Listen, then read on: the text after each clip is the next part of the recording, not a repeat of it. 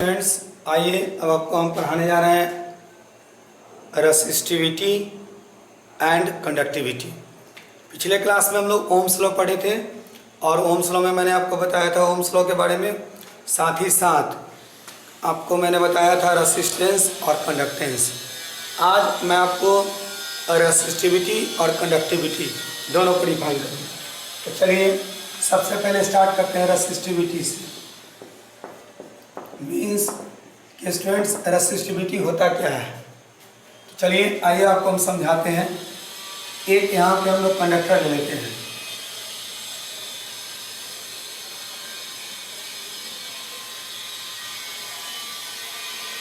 या कहिए कि एक सब्सटेंस ले लीजिए, इसका क्रॉस सेक्शन एरिया ए, मीन्स ये वाला जो एरिया उसको हम लोग क्रॉस सेक्शन एरिया कहते हैं।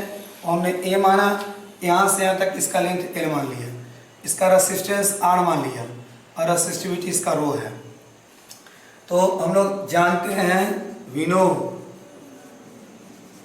Are is equal to rho into l by A. अब स्टूडेंट्स इस ए को इधर ले आते हैं तो आर इंटू ए और एल को डिवाइड में ले आते हैं, यहाँ बच जाएगा रो। तो रो इसका हो गया आर इंटू ए अब बाई क्या एल। तो देखिए स्टूडेंट्स, आर मीन्स रेसिस्टेंस इस सब्सटेंस का और ए इस सब्सटेंस का क्रॉस सेक्शन एरिया है और एल इस सब्सटेंस का लेंथ है। तो थोड़ा सा चलिए हम लोग लिख सकते हैं, here we take a substance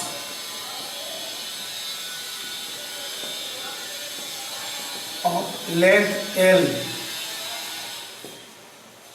resistance R and cross section area A।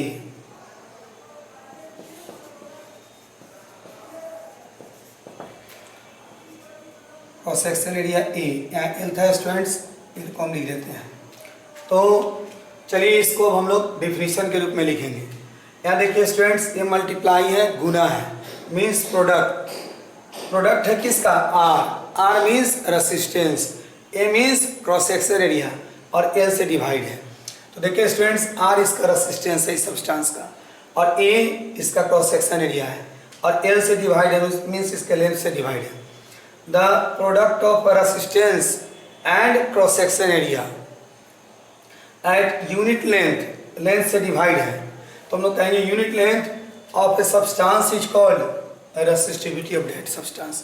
और किसी एक टेम्परेचर पर किसी एक सब्सटेंस का रेसिस्टिविटी का वैल्यू कांस्टेंट होता है, मीन्स रेसिस्टिविटी भी टेम्परेचर चेंज करने पर चेंज करता है। यह हम आपको आगे बताएंगे। टॉपिक का नाम है टेम्परेचर डिपेंडेंस ऑफ रेसिस्टिविटी, मतलब रेसिस्टिविटी टेम्परेचर पर कैसे डिपेंड करता है। तो हम लोग डिफिनीशन लिख सकते हैं। यहाँ प्रोडक्ट है students, the product of resistance and cross section area of a substance at unit length is called a resistivity of that substance, is called a resistivity of that substance। और देखिए students, ये scalar quantity है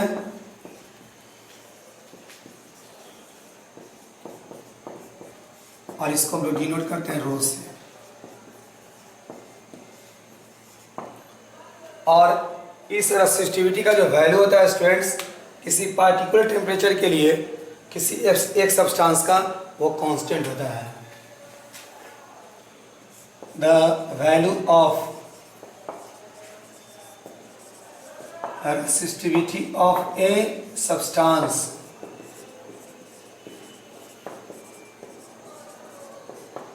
at a particular temperature is constant।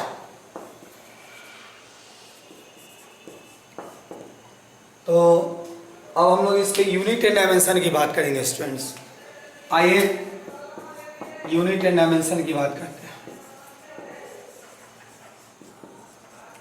सबसे पहले formula लिखते हैं, rho equal to r into A upon l. चलिए इधर स्क्वायर ब्रैकेट और इधर भी स्क्वायर ब्रैकेट लगाते हैं। आर है रेसिस्टेंस, इसका M L square T minus 3 I minus 2 होता है। साथ ही साथ ए है क्रॉस सेक्शन एरिया, तो एरिया का स्टूडेंट्स एल स्क्वायर होता है और एल है लेंथ, इसका एल होगा। देखिए एक एल से एक एल कैंसिल कर जाएगा, फिर भी एक एल यहाँ बच जाएगा, तो एल से मल्टीप्लाई होकर के हो जाएगा M L cube T minus 3 I minus 2। और एस आई यूनिट किसकी बात करते हैं? देखिए स्टूडेंट्स, आर मीन्स रेसिस्टेंस, इसका ओम होता है, और ए मीन्स एरिया, इसका metre square, by L means length, metre. 1 metre से 1 मीटर कट कर जाएगा, ओम मीटर। और इसको हम लोग रीड करेंगे, रीड एज ओम मीटर। तो ये मैंने आपको रेसिस्टिविटी को डिफाइन किया, आप इसको नोट कीजिए, फिर मैं आपको कनेक्टिविटी पढ़ा रहा हूँ।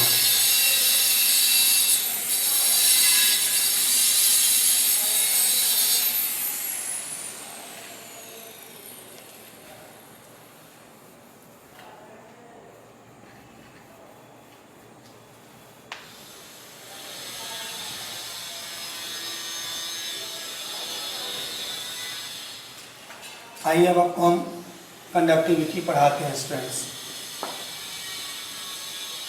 कंडक्टिविटी, तो कंडक्टिविटी होता क्या है? जैसे अभी हम लोगों ने पढ़ा रेसिस्टिविटी मीन्स रोकने का कैपेसिटी, और ठीक उसका उल्टा है कंडक्टिविटी मतलब चलाने का कैपेसिटी। तो रेसिप्रोकल जो होता है स्टूडेंट्स रेसिस्टिविटी का मीन्स 1/रो, रो रेसिस्टिविटी है, 1/रो है, मतलब रेसिप्रोकल ऑफ रेसिस्टिविटी, इसी को हम लोग कंडक्टिविटी कहते हैं। हम इसको सिग्मा से डिनोट करते हैं, तो हम लोग डिफिनेशन लिख सकते हैं, the reciprocal of resistivity is called क्या? कंडक्टिविटी। ये भी स्केलर क्वांटिटी है स्टूडेंट्स, और इसको हम लोग सिग्मा से डिनोट करते हैं। The reciprocal of resistivity is called conductivity। और ये स्केलर क्वांटिटी है, scalar quantity denoted by sigma. और चलिए अब इसके यूनिट एंड डायमेंशन की बात करते हैं।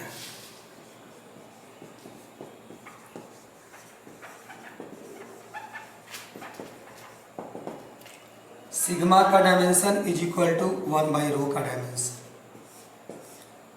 तो देखिए स्टूडेंट्स, रो का डायमेंशन हम लोग इतना लाए हैं 1/ml³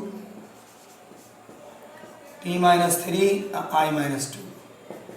इन सभी को स्टूडेंट्स ऊपर ले जाते हैं, ये m का पावर ऊपर 1 जाकर के -1 हो जाएगा, l का पावर 3 ऊपर जाके -3, t का पावर -3 ऊपर +3 और i +2 हो जाएगा। तो इस तरीका से हम लोगों ने इसका डायमेंशन कैलकुलेट किया। चलिए अब इसके एस आई यूनिट की बात करते हैं स्टूडेंट्स, ध्यान देना है।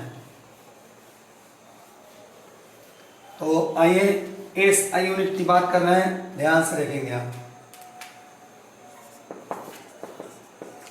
S I unit is equal to, देखिए 1/रो है, और रो का इतना डायमेंशन 1/ओम मीटर, मीन्स इसको हम लोग 1/ओम और मीटर को ऊपर ले आते हैं तो पावर -1। और स्टूडेंट्स याद कीजिए 1/ओम को हम लोगों ने महो लिखा था, MHO, इसका उल्टा, ओम का उल्टा होता है महो। ओम ऐसा यूनिट होता है रेसिस्टेंस का, तो महो पर मीटर, और महो को हम लोग सीमेंस भी लिखते हैं, सीमेंस पर मीटर।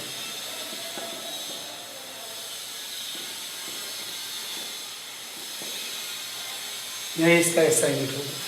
तो इस तरीका से मैंने आपको कंडक्टिविटी बताया। आप इसको नोट करेंगे, फिर हम आपको अगले टॉपिक की तरफ लिए चलते हैं। थोड़ा सा इसको आप नोट कीजिए। आइए स्टूडेंट्स, अब आपको हम अगला टॉपिक इलेक्ट्रिक करंट डेंसिटी पढ़ाने जा रहे हैं। आप ध्यान देंगे, इलेक्ट्रिक करंट डेंसिटी होता क्या है। तो सबसे पहले हम आपको कुछ बेसिक कॉन्सेप्ट इसका समझा रहे हैं, डिफाइन करते हैं इसको हम। देखिए स्टूडेंट्स, एक कंडक्टर ले लेते हैं ऐसे, और इस कंडक्टर का क्रॉस सेक्शन एरिया ले लेते हैं ए, और इससे पास होने वाला करंट आई है। तो स्टूडेंट्स, हम जानते हैं कि एरिया वेक्टर क्वांटिटी है और वेक्टर में डायरेक्शन होता है। मीन्स जैसे ये पेन है तो ये क्रॉस सेक्शन एरिया है, और इस एरिया के डायरेक्शंस की बात करें, पेन को हम लोग ऐसे रखें तो इस पर परपेंडिकुलर डालेंगे तो कहाँ जाएगा स्टूडेंट्स, ऊपर। यदि ये ऐसे है, इस पर परपेंडिकुलर डालेंगे तो इधर। तो इसी फॉर्म में ये कंडक्टर है आपका, ऐसे रखा हुआ है। ये इसका क्रॉस सेक्शन एरिया है। इसके डायरेक्शन की बात करें तो इस पर परपेंडिकुलर हम लोग डालेंगे तो इधर की तरफ। तो ऐसे वेक्टर ए लिख देते हैं ऐसे। चलिए थोड़ा सा इसके बारे में हम लोग लिखेंगे कि यहाँ एक कंडक्टर लिए हम लोग। Here we take a conductor और क्रॉस सेक्शन एरिया ए। इस कंडक्टर का क्रॉस सेक्शन एरिया ए है और एक करंट कैरी कर रहा है आई, कैरिंग करंट आई। तो देखिए, क्रॉस सेक्शन एरिया ए से कितना करंट पास कर रहा है, आई। तो हम लोग आई को ए से डिवाइड कर देंगे स्टूडेंट्स। यही कहलाएगा electric current density. Means electric current passing through unit cross section area of a conductor. ध्यान देंगे, आई मीन्स क्या स्टूडेंट्स, इलेक्ट्रिक करंट, और उसमें हमने किससे भाग दिया, क्रॉस सेक्शन एरिया से। The electric current passing through unit cross section area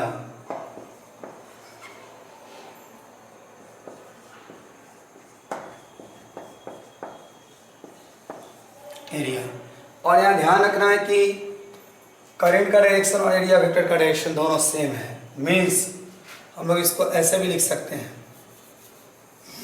ये टेकन नॉर्मल टू प्लेन। ये जो प्लेन है उस पर नॉर्मल है, क्रॉस सेक्शन एरिया भी और करंट भी।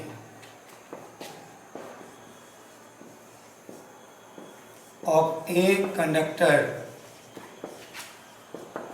is called electric current density।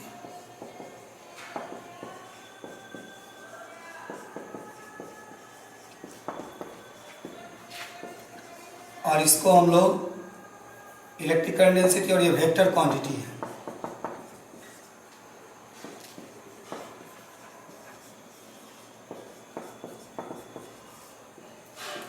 Denoted by J, vector जे। आइए थोड़ा सा इसको हम लोग डिफाइन करते हैं। देखिए स्टूडेंट्स, आई बाई ए को हमने लिखा जे। ये अभी इसका स्केलर फॉर्म है, जनरल फॉर्म है, लेकिन बात करें इस ए को इधर लाते हैं हम लोग, तो इम्प्लाइज दैट ये हो जाएगा J into A is equal to I. I है करंट। देखिए स्टूडेंट्स, करंट स्केलर है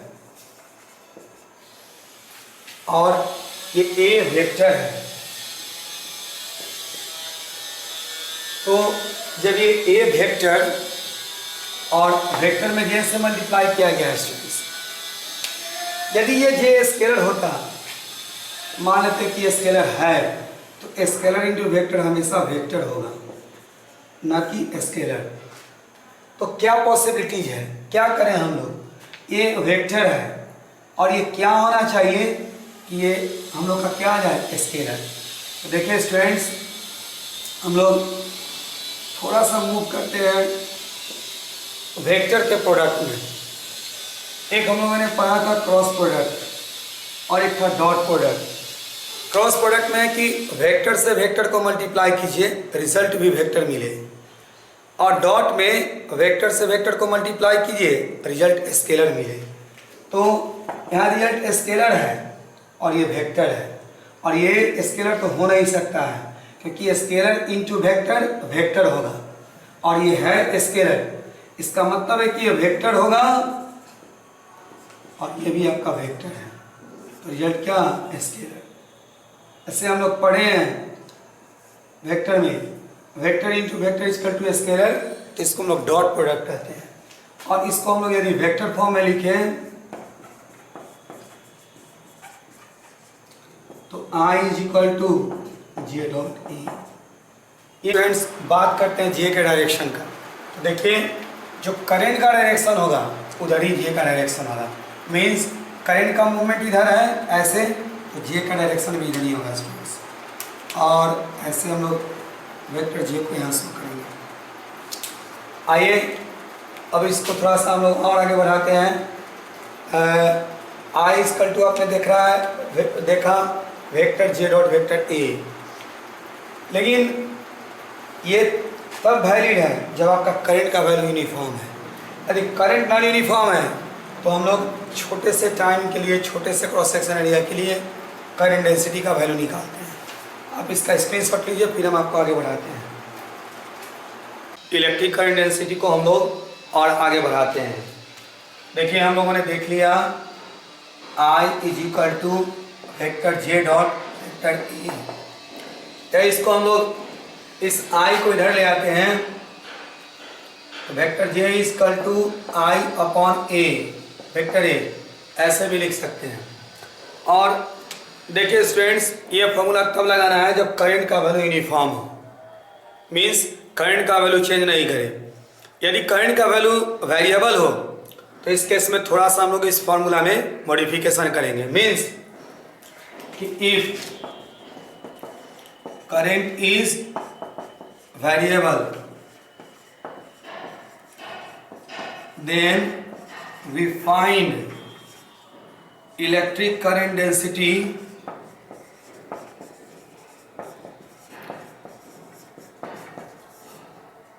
for a small area delta A and a small current delta I। और इस केस में आपका फॉर्मूला आ जाएगा J is equal to delta I by delta E। और या मैग्नीट्यूड की बात करें तो J equal to delta I by delta A हो गया। और यदि स्टूडेंट्स डेल्टा ए का वैल्यू बहुत ही छोटा हो, very very small, when delta A is very very small, then J is equal to delta I by delta A तो होगा, but limit delta A tends to zero.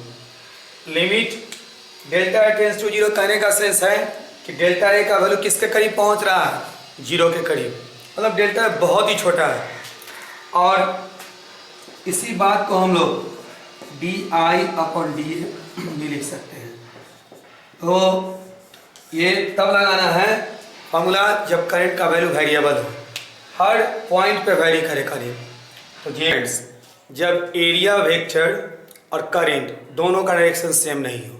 अभी तक हम लोगों ने देखा कि ऐसे हम लोगों ने एक कंडक्टर लिया और करंट का डायरेक्शन ये था और एरिया वेक्टर का भी डायरेक्शन यही था। बट अब हम लोग इसमें थोड़ा सा चेंजिंग करते हैं। मीन्स कि करंट का डायरेक्शन और एरिया वेक्टर का डायरेक्शन सेम नहीं है। Now direction of current and area vector are not same। ऐसे स्टूडेंट्स देखिए आपके सामने फिगर बना रहे हैं हम। ये एक कंडक्टर है और उसका क्रॉस सेक्शन एरिया इस तरीके से है, ऐसे सीधा नहीं है स्टूडेंट्स, क्रॉस सेक्शन एरिया वैसे है और इससे जाने वाला करंट है डेल्टा आई। तो देखिए स्टूडेंट्स, बार बार हमने आपको बताया है कि एरिया वेक्टर क्वांटिटी है और उसका डायरेक्शन हमेशा परपेंडिकुलर होता है सरफेस पर। आइए इसको समझते हैं। जैसे इस बोर्ड के एरिया वेक्टर के डायरेक्शन की बात करें, आपके सामने एक बोर्ड ये एरिया है और बताना है कि इसका एरिया वेक्टर का डायरेक्शन किधर होगा। जब वेक्टर बोलेंगे तो डायरेक्शन तो आएगा ही, तो इस पे आप परपेंडिकुलर डालने हैं स्टूडेंट्स, ऐसे मीन्स इस सरफेस का एरिया वेक्टर का डायरेक्शन इधर होगा। हमेशा सरफेस के साथ 90 डिग्री के एंगल पे होता है, परपेंडिकुलर होता है। तो कोई भी एरिया स्टूडेंट, जैसे ये पेन है, इसके इस क्रॉस सेक्शन की बात करें तो इस पर परपेंडिकुलर डालेंगे तो इधर की तरफ होगा एरिया वेक्टर। इधर पीछे की तरफ बात करें हम लोग तो इसका इधर होगा। अपर सरफेस की बात करें तो इसका ऊपर होगा।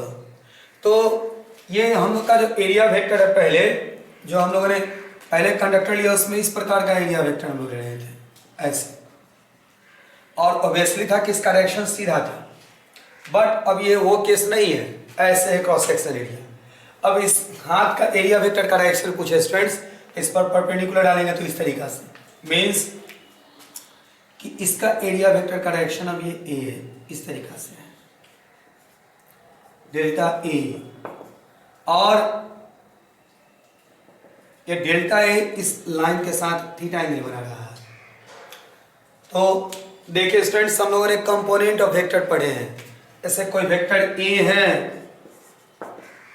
और इस लाइन के साथ थीटा एंगल बना रहा है, तो वेक्टर ए टू पार्ट्स में टूट जाएगा।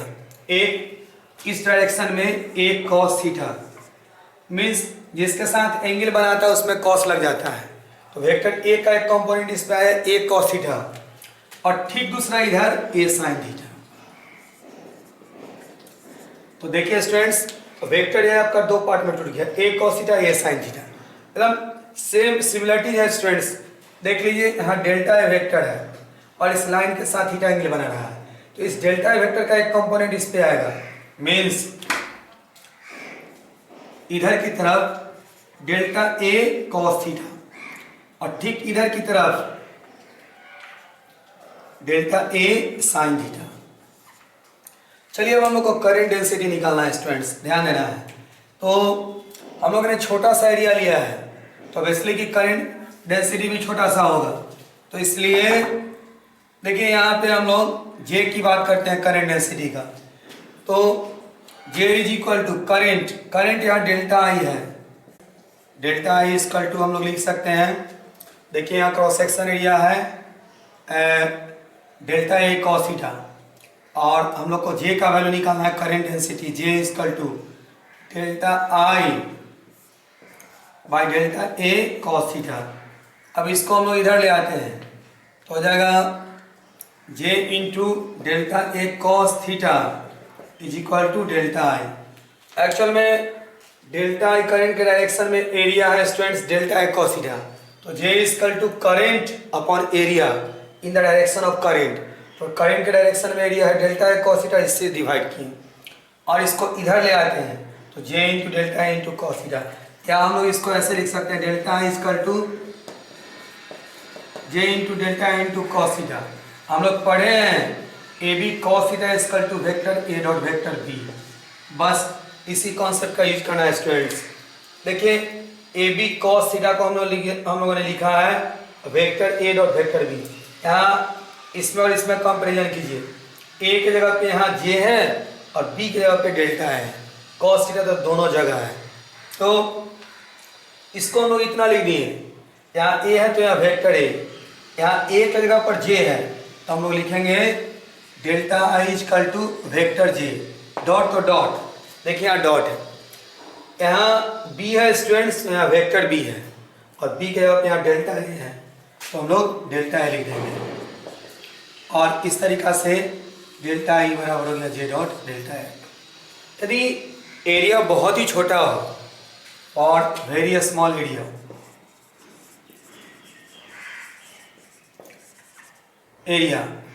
तो D I is equal to J dot D ए।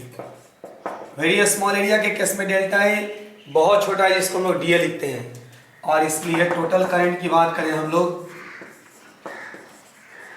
तो I is equal to integration D I. देखिए डी आई का वैल्यू है जे डॉट डी ए और ये आपका करंट का फॉर्मूला हो गया।